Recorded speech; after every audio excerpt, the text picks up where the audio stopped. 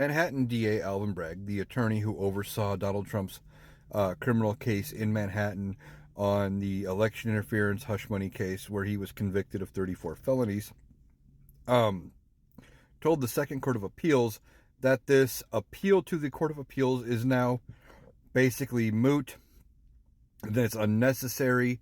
Um, Basically, the only thing Donald Trump is appealing is whether or not his case should be pulled to the federal court.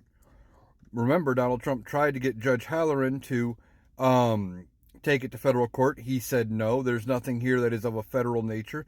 These are state crimes, and you haven't raised any evidence that proves anything other than what was actually happened. There's no federal issue here.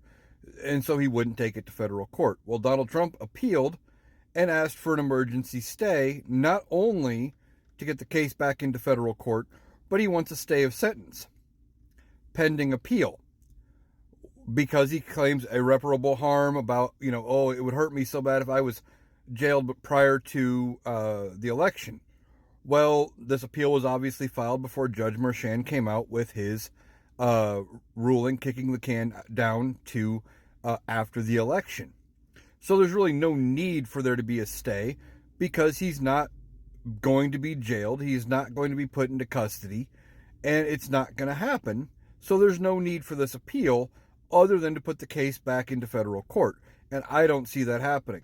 I don't think the appellate court is going to take this up and go with putting it into a federal court because, as Judge Hallerstein said, there is no federal question here. These are state crimes. These need to be held by the state appellate court.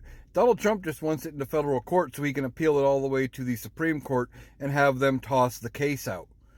And that's not the issue. There is no issue here. But Donald Trump is desperate. He's flailing. He will try anything. And we will see what the Second Court of Appeals says. But I don't think this is going to work because Judge Merchan has already took care of this issue about whether or not Donald Trump would be jailed going into the election.